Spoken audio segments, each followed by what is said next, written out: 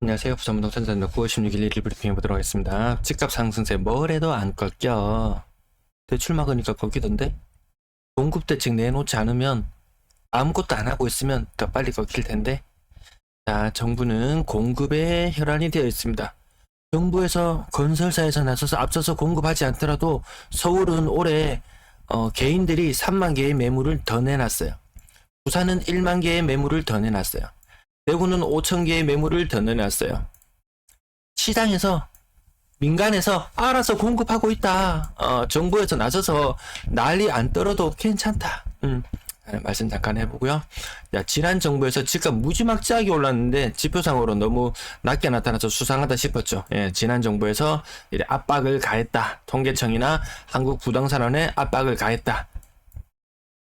직간접적으로 압박을 가했다. 이렇게 얘기가 나와요. 이번 정부 다를까요?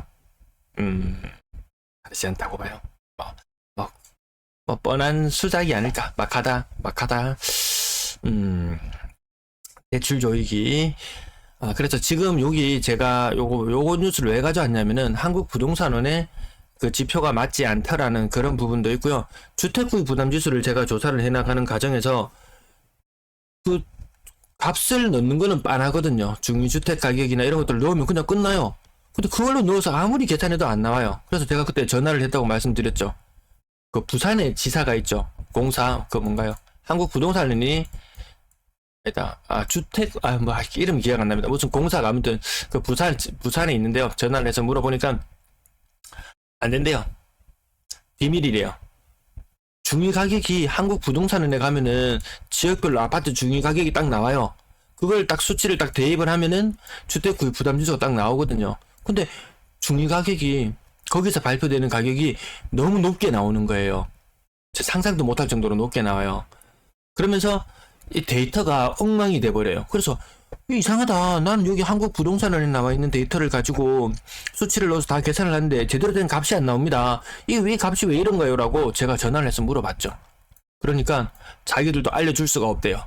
한국부동산원에서, 여기 있는 한국부동산원에서 자료를 주는데 비공개래요. 절대로 노출할 수 없대요. 이게 말이 됩니까? 우리가 한국부동산에서 보는 중위 가격은 부산 지역이 지금 4억 몇천인가? 아무튼 굉장히 높게 올라와 있어요. 야, 이상하다. 갑자기 왜 이렇게 많이 뛰었지? 라는 생각이 들 정도로 뭔가 좀 이상해요. 아무튼 우리 흐름만 봅시다. 야, 대출 조이기 이것만 해도 집값을 잡는 데는 충분하다. 막차 타려고 50년 막차 타려고 사람들 뛰어가는 거 봤죠? 게다가 특례보금자리로 일반인 중단한다니까 지금도 뛰어가는 사람들 보이죠? 대출만 조이면 끝납니다. 사실상 보니까 그렇더라고요. 일단 한도를 줄여나가고 한두 개의 은행들이 50년 주담대도 없애버리고 추가 주택 하는데 안 된다 그러고 이런 것들이 계속 나오는 이 자체만으로 충분하다. 뭐 9월 20일 이후에 뭔가를 내놓는다고 하는데 안 내놔도 됐다. 충분히 할 거 다 했다. 할 거 다 했다. 일단 이거에 됐으면 끝났다. 라고 저는 일단 진단을 하고요. 과거 사례에서 봤듯이 야, 규제가 세냐 돈이 세냐 물으니까 돈이 셌어요. 자, 이번에도 규제 해제 혹은 플러스 혜택, 그치만 돈 쪼우기, 이 둘 중에서 또 힘겨루기가 들어가겠죠. 누가 셀 것 같나요? 경험치에 의하면 야, 돈이 세더라. 돈을 틀어막으니까 될 것도 안 되더라. 자, 미국 간밤에 미 국채 금리도 많이 오르면서요. 미 국채 가격이 지금 계속 내리막길을 걷고 있어요. 자, 200불 하던 게요. 200불까지 갔던 게 118불까지 떨어졌어요. 이거 3배수 투자하는 개미 투자자 뭐 몰려갔니 뭐니 했죠. 이거 완전히 지금 여기 무덤이 이렇게 형성되어 있을 거예요. 그런 거 방향성을 예측한다는 게 그만 어려운 것 같습니다. 그럼 방향성 예측을 우리는 어떻게 하느냐? 무슨 자료가 있나요? 그냥 언론에서 흘려주는 것, 정부에서 흘려주는 이런 자료들, 금리 벌써 떨어져도 지금 한 2번은 떨어졌을 시기죠. 언론에서 이야기했는 대로 치자면 올 초에부터 이제 뭐 상반기 금리 정점으로 해서 이제 꺾일 일만 남았다, 그런 말 듣고 투자를 했지. 이 사람들이 무슨 대단한 식견이 있어가지고 미국 금리 하락에 베팅을 했겠나요? 정부 언론에서 맨날 떠들었잖아요. 그래서 이 책임이 굉장히 무겁더라. 굉장히 무겁더라. 아무튼 요것보다 지금 우리의 금리를 자극하는 건 이거죠. 미 국채 금리. 지난달 8월 달에 외국인들이 우리나라 주식을 팔고 환전해서 나갔죠. 채권도 팔고 나갔어요. 우리나라 채권이 그만큼 메리트 있지는 않아요. 우리나라 10년물 기준으로는 3.9% 정도 돼요. 미국은 지금 4.3%거든요. 여기 점점 더 매력적으로 바뀌어갑니다. 그런데 저는 아직도 우리나라 전 채권에 투자할 계획을 가지고 있는데 아직까지 이르다. 작년에 4%가 넘어갔을 때도 아직까지 이르다. 과거 일본이 제가 맨날 우리는 일본을 닮아가는가 그 이야기를 말씀드리던 무렵에 일본의 국채금리가 6% 정도 수준까지 갔었어요. 지금이야 이게 거의 제로의 수준에 있죠. 그래서 이걸 한 30년물 정도 가지고 있으면 야, 노후까지 문제 없겠다 이런 생각을 가지고 있거든요. 제가 영상을 제작하는 과정에서도 지금 다른 자료들을 보고 있는데요. 뭘 보고 있었냐 하면은 요걸 보고 있었어요. 고령자 2050년 대한민국에서 벌어지는 믿기 힘든 현실, 노인과 청년의 갈등 이런 것들을 다루고 있는 내용들을 KBS 다큐에서 보고 있었는데요. 제가 막상 노후 설계를 하다 보니까 집 한두 개 더 가지고 있는 걸로 해결이 안 되겠더라. 괜히 엄한 거 해가지고 괜히 노령수당도 뺏겨버리죠. 노령수당 기초용 수당 계산하는 거 뭔가요? 이거 통장에 돈 얼마나 꽂혀 있는지 봅니다. 그리고 또 뭐 보나요? 자동차도 보고요. 집도 봅니다. 이거 공시지가나 이런 걸로 합니다. 공정시장 공시지가 이런 걸로 합니다. 땅 같은 것도 그렇고. 자, 요런 거 하고 그 다음에 수입을 봅니다. 수입이 얼마나 발생하느냐 봅니다. 올해 부부 가족 기준으로 한 320만원 요런 것들을 환산하는 방식들이 있어요. 요런 걸로 해가지고 봤을 때 이 현금 흐름을 만들어내는 것이 쉽지가 않겠더라. 그래서 저는 예전에도 말씀드렸는데, 그래서 예전에 대구가 아니고 한국에서 10년물 기준금리가 4.5% 이상 바짝 올라갔을 때도 아직 아니야. 분명히 위기라고 말했을 때는 이렇게 수월하게 넘어간 적이 없었어. 분명히 큰 게 올 거야. 그래서 제가 알았으면 이런 것들을 채권 금리가 오르는데 여기 좀 배팅을 했을 텐데 제가 그런 상품들을 몰라서 그러지 못했던 게 시간이 지나니까 좀 아쉽지. 지난 1월에, 지난 12월에, 작년 12월에 집값 많이 떨어졌는 걸 못 사가지고 아쉽냐? 라고 물어본다면 저는 아쉽지도 않고 사지도 않을 거고 저는 요렇게 바라보고 있었거든요. 아무튼 그래서 일본에 그때 당시에 그 한 6%대 채권을 가지고 있었던 사람들은 잃어버린 30년 동안 행복했죠. 다달이 돈이 많이 꽂혀 나오니까. 그때 당시에 부동산에 뛰어들었던 사람들은 상당수가 불행했죠. 그리고 아까 일본 노후 그런 거 나올 때마다 보지만 80대인데도요 주택연금을 갚고 있어요.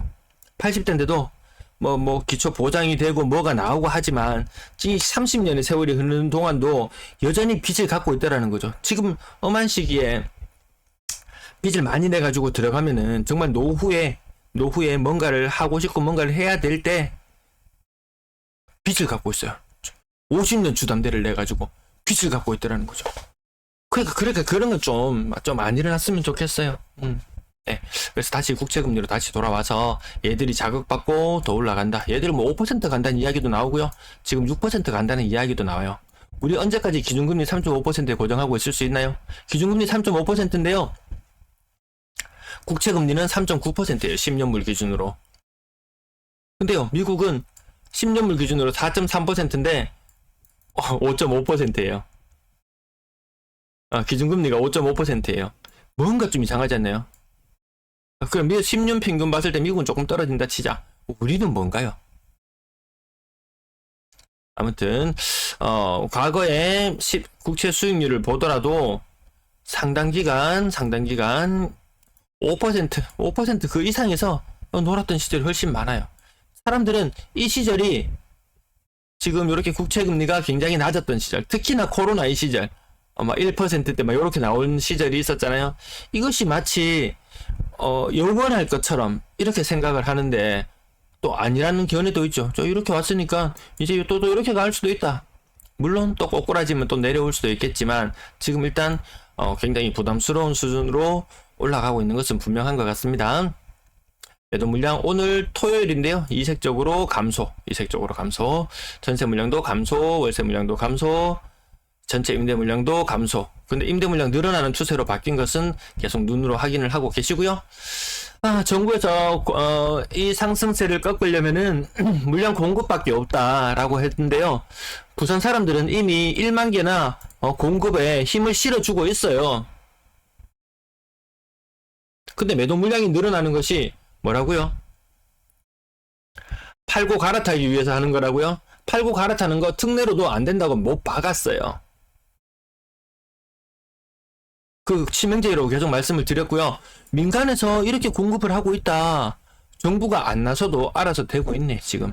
근데 여기에다가 물량까지 더 공급을 한다. 공급을 함으로 해서 다시 시장을 또 교란하고 그게 보통 더 띄워지지. 멈춰버리면, 시장이 멈춰버리면 갈아타고 옮겨 타고 이 과정들이 사라지게 되면은 가격이 그렇게 점프할 만한 요인들이 없어요.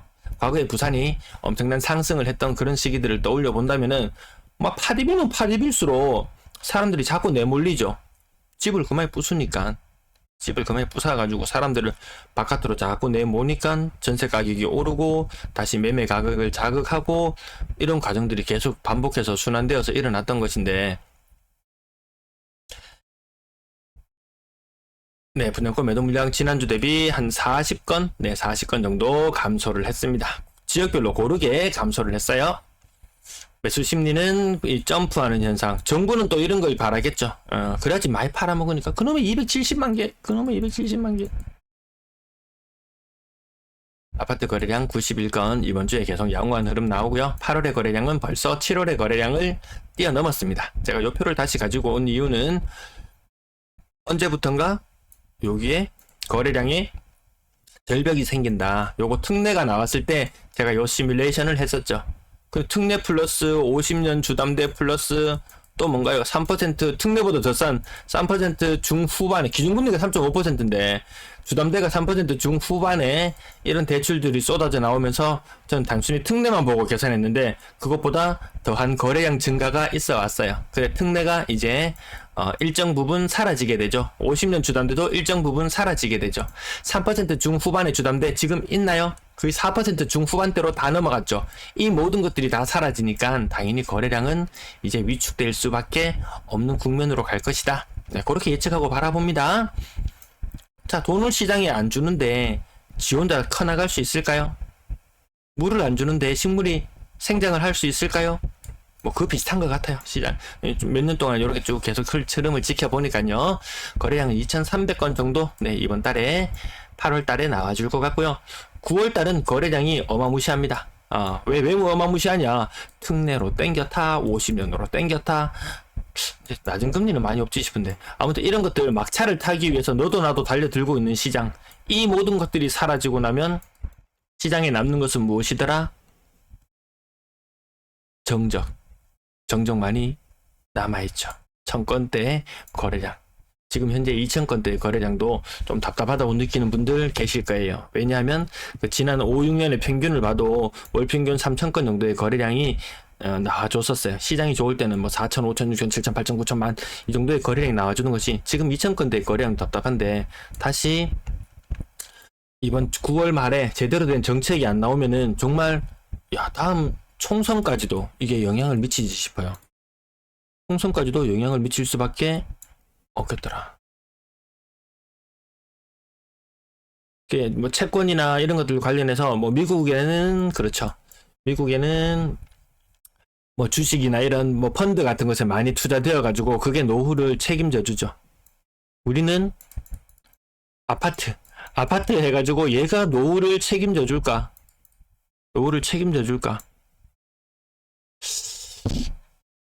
네, 끝난 거래대금 잠깐 봤고요. 거래량은 9월 달은 한 2,500건 수준까지도 나올 수 있습니다. 마음의 준비를 단디 해놓고, 자, 그러면 이렇게 나오고 이렇게 나온다면 대박인데, 2019년도 그때 금리 한번 오르락 내리락 하던 그 무렵하고 맞물리고 규제가 풀리던 그 무렵이었는데 과연 그만한 힘이 있을까? 소비도 좀 줄어든 와중에 주로 그만한 힘이 있을까? 가격 잠깐만 볼게요. LG 메트로시티 3억 500이나 올랐어요. 30%나 무려 올랐습니다. 요거 이력 한번 봅시다. 이력을 잠깐만 244제곱미터 요거 아파트 투미 사이트에서 보고 계십니다. 244제곱미터 30%나 상승을 했는데요. 뭐 때문에 30%나 상승했을까? 2010년 한창 오르던 그 시기, 아니면 요 시기를 한번 볼게요. 2020년 6월 구분이 조금 더 지나가야 봐야 되겠네요. 2016년도에 한창 아까 19년도 오르기 전에 19년도 한창 오르기 전에 가격이 한 7억 5천 했었어요. 7억 5천짜리가 5억 정도 올랐다, 80% 정도 올랐다. 그러면 좀 인기 있는 아파트, 뭐 그 정도로 판단을 했었습니다. 대단해요. 이거 광고가 너무 왜 이런 게 나오지?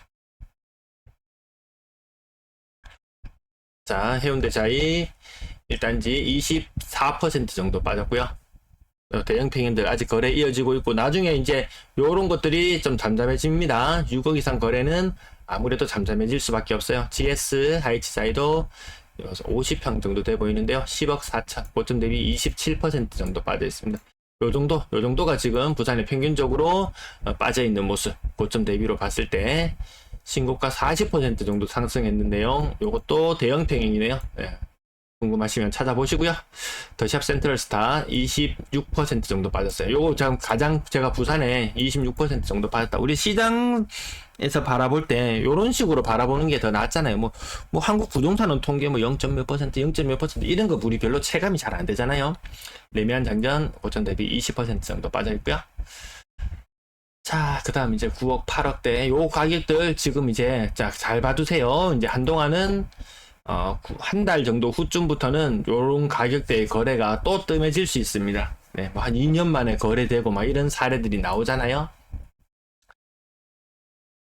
삼익빛이 35% 정도. 네, 요 좀 가격 좀 올라갔네요. 또 대현 힐스테이트 26% 정도 빠졌고, 요 가장 일반적인 모습. 조금 빠졌고 많이 빠졌고 뭐 굳이 따지지 않고 조금 보통 평균 수준 빠지는 거 보고요. 저는 소형 평형이 6억 7억, 6억 7천 이렇게 나오네요. 좀 인기 있는 지역들. 대구 기준으로 하면 지금 한 5억 중반까지 올라왔거든요. 그런 모습들을 보시면은 부산이 대구보다 한 20% 혹은 30% 정도 이미 고평가를 받고 있다. 뭐 비슷한 수준이라면 대구 사람도 보따리 싸가지고 부산에 가겠지만 어느 정도 투자자들은 다 그 시장 상황을 다 파악하고 있는 것 같더라고요. 15%, 레미안 장전 29%. 인기 있는 지역들은 확실히 좀 가격이 많이 비싸네요. 네.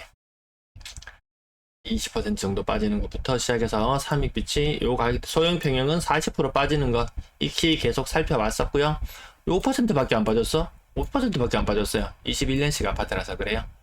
14% 가격이 대형 평형 바로 이게 하나씩 대입해 보시면은 이 신고가 1%, 1.7% 올랐어요.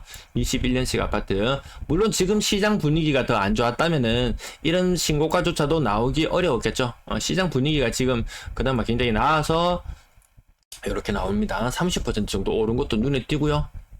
다 이유를 찾아보면 다 있습니다. 이유를. 거래가 한참 동안 없었기나 뭐 그런 일들이 있습니다. 35% 정도 빠진 명지, 요거는 안 봐도 되겠습니다. 요건 또 저 비싼 아파트가 요 사연이 또 다 있기 때문에 그렇습니다. 오래된 아파트 84년식 아파트 35% 정도 빠졌습니다. 8억 5천 하던 게 5억 5천입니다. 3억이 빠졌어요. 3억이 한 번에. 20%, 25%요 정도면 저 보통 지금 빠지는 모습. 8% 의심하고 찾아보면 2022년식 아파트 28% 정도. 요거 일반적으로 26, 28, 24 요 정도가 일반적으로 나타나는 하락률이라고 보시면 되겠고요.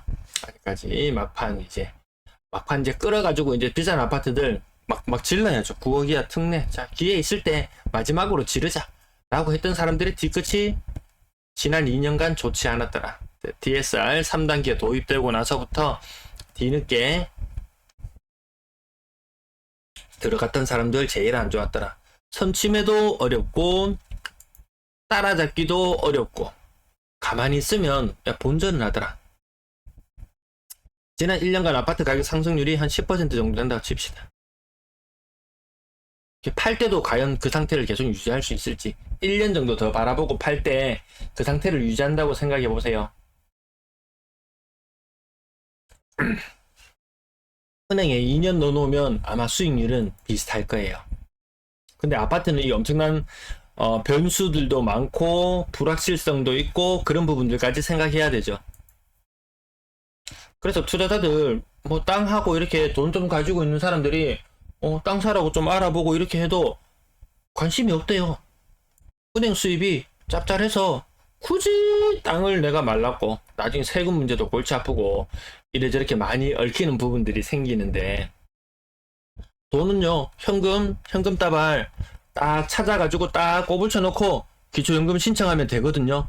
땅은 못 꼬불쳐요. 못 꼬불쳐요. 현금은 충분히 금고 속으로 넣어두고 기초연금 신청이 가능합니다. 네, 오늘 가격 부분 어제 하락률 좀 많이 보였었는데 요 가격대 3, 4억대, 3, 4, 5억대 가격 하락률 보이시죠? 네, 고점 대비 얼마 굳이 이야기하지 않아도 야, 평균 그냥 뭐 사연 있고 뭐 최신 아파트 대형 평형 이런 것들을 빼고 평균적으로 26% 정도 26% 정도 빠지고 있구나. 그 정도 모습으로 시장을 계속 봐주시면 될 것 같습니다. 네, 이 정도까지 보고요. 다시 PPT 화면으로 돌아와서 네, 3월 미만 비중이 힘을 못 썼는데 이제 얘가 조금 더 올라갈 수도 있지 싶어요. 6억 이상 6억이야. 요 3억 그래프보다는 6억 이상 그래프가 9월 달까지는 굉장히 양호할 것이고 10월 달부터 정부가 어떤 정책을 내놓을지 다들 궁금해서 촉각을 곤두세우고 있는 그런 상황인 것 같습니다. 전세 거래량은 9월달 들어서는 조금 살아나고요. 8월달의 거래량은 좀 못했다. 이렇게 보시면 되겠습니다. 근데 전세 거래량 주간 기준으로 봐서도 확실히 지난 땡볕 여름에 비해서도 뭐 많이 살아난다 이런 느낌까지는 들지는 않습니다. 특정 지역에 아파트가 많이 지어고 채워지게 되면 어느 지역은 어딘가는 비게 되는 것이 현실이더라. 그게 인구에 대해서 나중에 점점 생각하게 되겠죠. 전월세 비중, 전세 가격은 계속 빠지고 있고요. 네, 4억 이상 비중도 비싼 아파트 거래 안 되면 마찬가지로 저 비싼 전세 가격들도 다 지탱해내기는 쉽지 않을 것 같네요. 이 부분 잠깐만 더 볼까요? 전세 가격 잠깐만 확인해 보고 방송 마치도록 할게요. 광고가 자꾸. 네.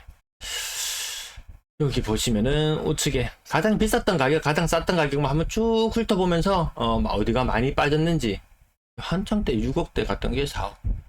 6억까지 갔던 것이 4억이다. 자, 요 정도만 놓고 한번 보시면은 거의 한 30% 정도 빠졌죠. 우동의 해운대 자이 2차 1단지 매매 가격 30%, 전세 가격 30%. 그 흐름 비슷하게 빠졌고 매매 가격이 일부 반등하면서 전세 가격도 조금 반등하긴 해요. 근데 그게 한정되어 있더라. 오름폭이 한정될 수밖에 없더라. 지금 대출 금리가 사실 전세 자금 대출로 여러 가지 지금 많습니다. 그런 부분들 때문에 일정 부분 올라가는 것도 생각해 보시면 되겠고요. 나머지 가격들 조금 올라가는 건 맞습니다. 인기 있는 지역들. 근데 인기 없는 지역들은 집이 점점 더 안 빠지죠. 점점 더 안 빠지는 그런 현상을 겪는 것 같습니다. 네, 오늘 여기까지 살펴보고 마칠게요. 시청 감사합니다.